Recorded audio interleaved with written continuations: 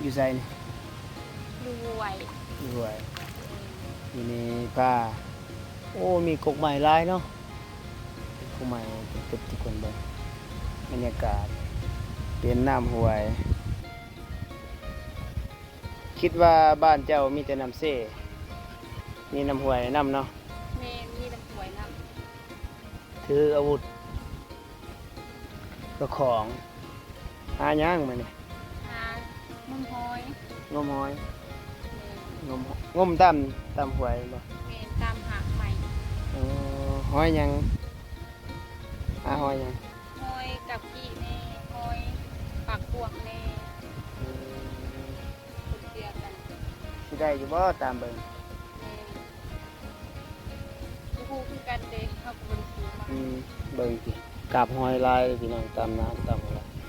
ไปมื้อนี้พามาห้วยมาหาแนวอยู่แนวกินงมหอยดูว่าสิได้หรือบ่เนาะพาลุ้นไปนำกันพามาหาจับหอยตาม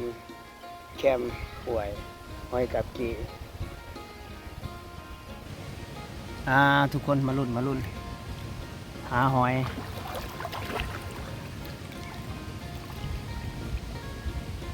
นี่เป็นบรรยากาศอยู่น้ำห้วยเด้อบนแม่น้ำซีทางบ้านอันนี้จะมีทั้งน้ำห้วยน้ำเซ่พี่น้องเซ่ไปแล้วก็เซ่มาบรรยากาศดีหลายเด้ออยู่แบบว่าตามห้วยมีต้นไม้พี่น้องแล้วก็เย็นสบาย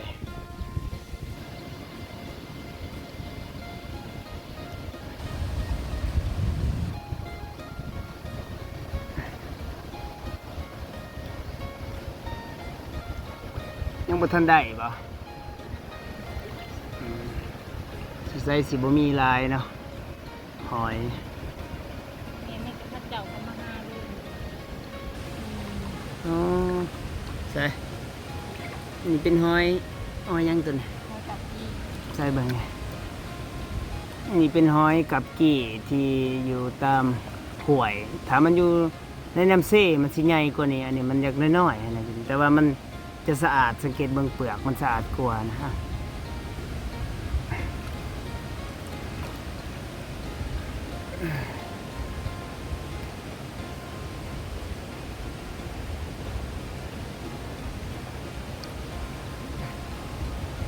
หาอยู่หากินทุกคน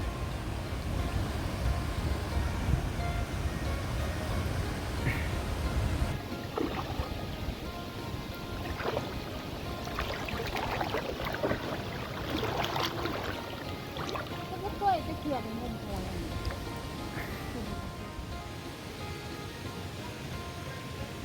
บ่มีปิ้งบ่ทางไหน นี่เอง มี อืมนี่ อ๋อเป็นหอยกับกี้ได้แต่หอยกับกี้ส่วนหลายเนาะ เขางมตามแคมป์เขาบอกกับ หอยอื่นบ่มีบ่ นี่อยู่ห้วยปากพวกนี่ มีหอยปักก้วงหอยกับกี้บรรยากาศคักเลยทุกคนเบิ่งถ่ายเบิ่งนี่เป็นบรรยากาศป่าเป็นป่าแบบนี้พี่น้องแต่ว่าเป็นน้ำห้วยอันนี้บ่แม่นแม่น้ำเซ่เนาะเข้าป่าหาหอยงมหอย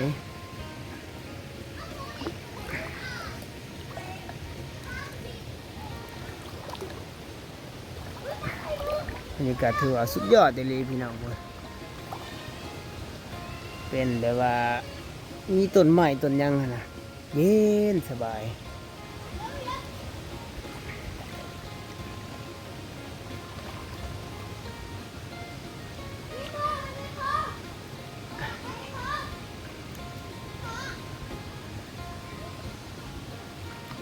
มีแต่แถวแคมส่วนหลายเนาะเอาในกลางนี่มันบ่อยู่บ่ตามหินตามหยัง บูนี่แล้วมันอยู่ตามเหงาไม้ ส่วนหลายอยู่ตามแคมตามหากใหม่แบบนี้นะแบบนี้บ่มานบ่หอยใหญ่มีแต่หอยน้อยเนาะ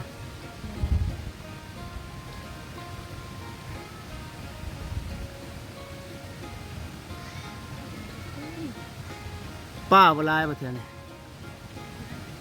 มีปลาลายบ่เถื่อหวยจ้ะ ร้านที่กันใช่ไหม อืม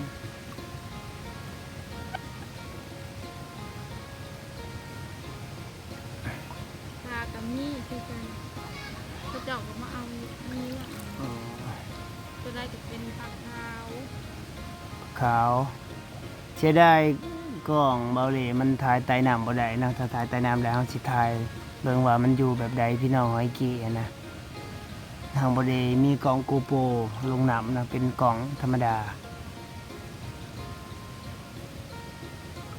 ถ้ามีเงินก่อนสิซื้อกล้องถ่ายใต้น้ำนะ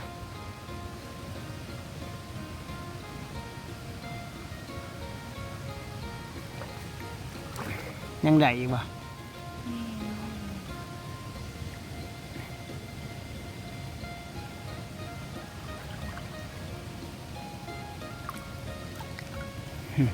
อ้าวหน่วยหนึ่งได้หน่วยหนึ่งพี่น้องนี่เดี๋ยวเมื่อฮอดแล้วสิให้เพิ่นเฮ็ดเมนูก้อยได้บ่ฮอยอันนี้ ได้ ก้อยสิพาทุกคนมาชิมเบิ่งว่ามันแซ่บสำใดนะ หน่อยหน่อย เฮาก็บ่เคยกินจักเทื่อฮอยกับกี่ค่อยๆหาตามหากอันนี้หากใหม่มันอยู่ตามหากใหม่นี่มันหากินอันนี้กินหากใหม่นี่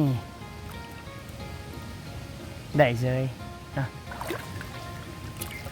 หน่วยแบบบ่ใหญ่นะเป็นหน่วยน้อย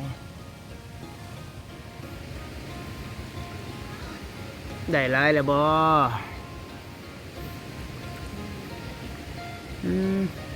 อันนี้หอยปักกวาง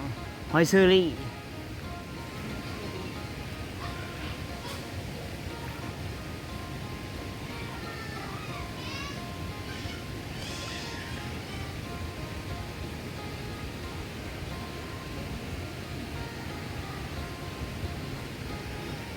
งมแบบต่างใจนี่ทุกคนคือหน่วยบ่ใหญ่ มันเป็นแมวมันแมวนิดเนาะ หอยหวยเป็นหอยน้อยเนาะ เป็นหอย คันหอยน้ำเซ่มันใหญ่เด้ตามที่เบาเลยเคยเห็นหอยน้ำเซ่มันจะใหญ่กว่า หวยมันเป็น หอยหวยหน่อยกว่ามาสิหางมซอย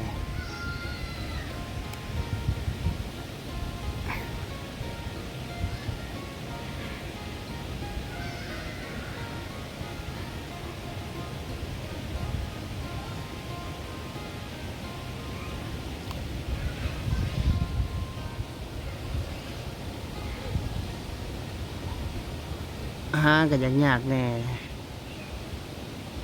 บ่อยากสเห็นอ๋อ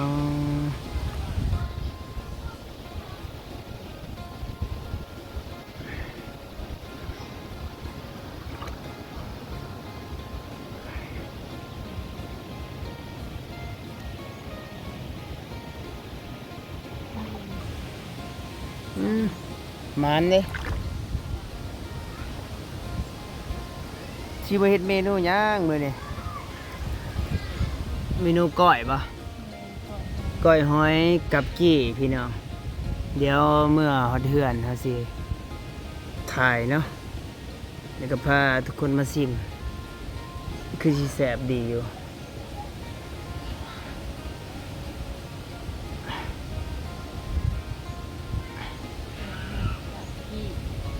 มีวิตามินบ่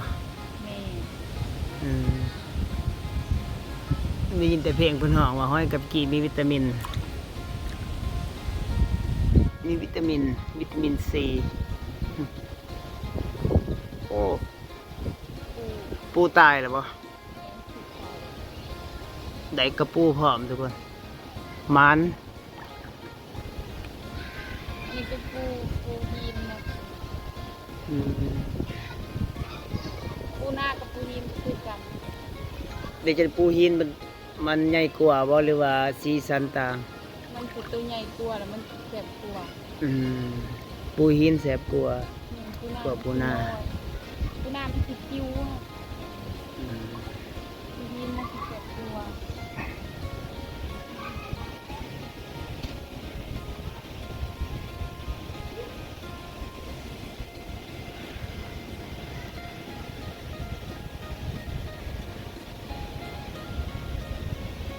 เดี๋ยวได้บ่หอยเจ้า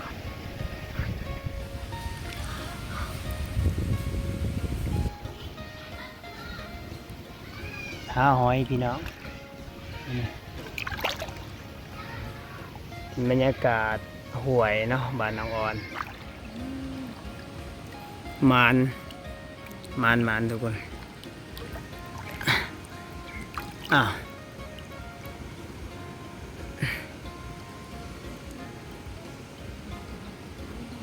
นะอ๋อขี้คม แบบผับบ่อยากแจ้งเด้อทุกคน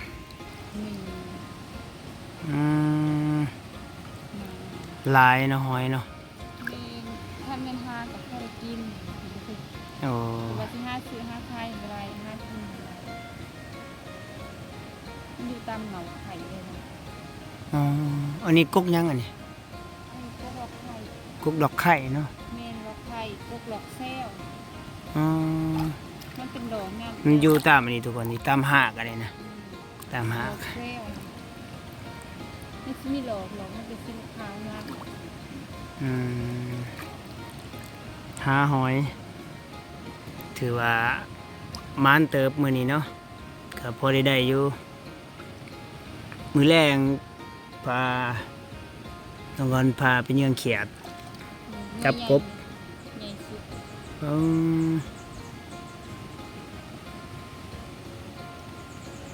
หอยเสือบ่หอยกับกี่กับหอยนางรมนี่คล้ายๆคือกันบ่วะเนาะหรือว่าน่าจะหอยนางรมแสบกว่า เสียบหอยนางรมเสียบจังว่าไม่เคยได้กินมันหอยเสรีว่ามันพูเองเลยพูตามเราเลย อืม เพราะมันอยู่หวยมันพูถึงมันกอดกัน มันกอดกัน หอยกอดกัน ขนาดหอยยังกอดกัน น้ำแบบมันตื่นเนาะสิยืนกับบ่ได้ทุกคนต้องนั่งต้องเลยนั่งเอา อย่างที่มันพูนะหอยนั่นนะ อืม กอดกัน หอยเชอรี่ มันก็เป็นมัน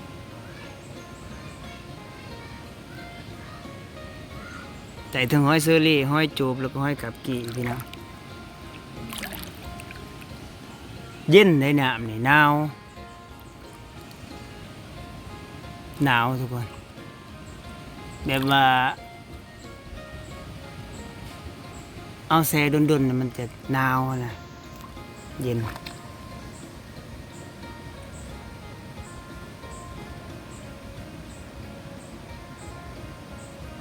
เศร้ามันแล้วบ่ เตรียมเบื่อ เศร้าได้แล้วบ่หอย ได้ประมาณนี้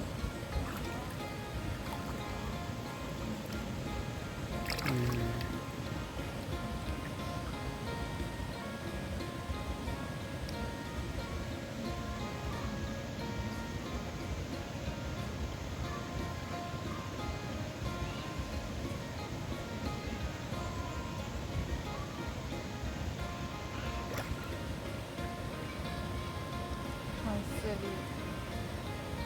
ประมาณ หอยเชอรี่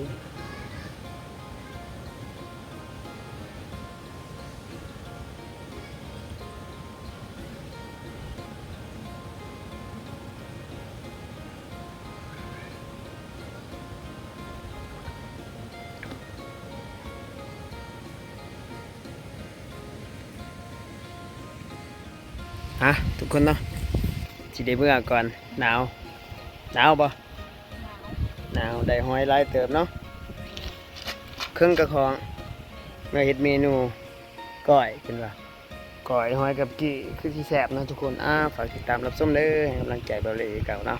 แล้วกินนี่สบายดีสบายดีบ๊ายบายไปเมื่อบัดนี้ไปทางใดเมื่อทางใดอุ้ยหนาวทุกคนหนาวแล้วกลับหนาวหลายนี่จะพามาหวยทุกคนเนาะเปลี่ยนบรรยากาศมาหวยก็จะได้เห็นธรรมชาติพี่น้องเป็นกกไม้เป็นแม่น้ำนะมาหางมหอยเขตน้ำหวยก็มีอยู่ทุกคนกับกี่ไป ไปพบกันคลิปหน้าเด้อฝากติดตามเบาเล่คือเก่าเนาะแต่คืนนี้สบายดี